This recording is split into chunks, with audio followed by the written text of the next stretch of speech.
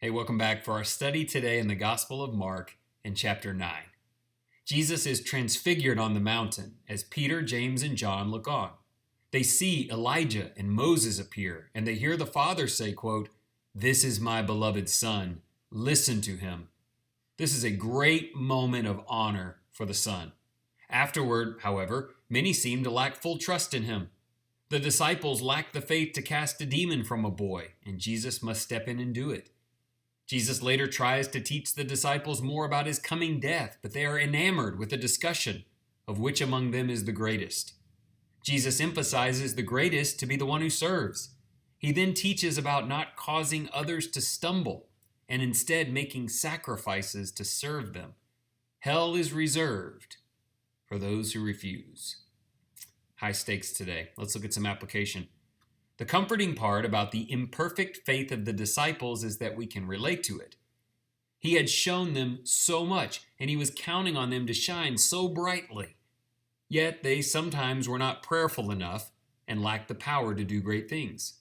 They often got sidetracked about places of honor and personal greatness. We know too well those same shortcomings and emotions, and yet Jesus came to save us. He came to patiently teach us and help us grow in understanding. He warns us of the possibility of hell if we are prideful and hurt others, but even that warning is an act of grace to help us to yearn and to strive for greater faith. I'm thankful for the instructions and the warning. Here are our thought questions. Number one, the Father said, quote, "This is my beloved Son, listen to him." How do these words affect you? What are some things that Jesus said that you must hear? Second question. Jesus was upset when the man said, quote, "If you can do anything, take pity on us." How does faith require more than just asking if Jesus can help? And then lastly today for the questions, to cause tender souls to stumble is highly offensive to the Lord. How far are you willing to go to keep someone from being discouraged and certainly from being a stumbling block in their path? Let's go to God together.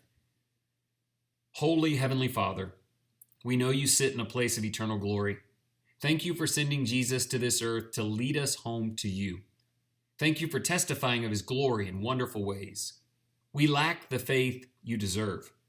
Lord, we believe, but we ask you to help our unbelief. Help us to make time to pray and to commit to a closer walk with Christ. May that extend beyond just loving him and cause us to be more loving and committed to the people you put in our lives, careful to not make them stumble. I'm prayerful that God will use you as an encourager to others today, and thank you for listening in.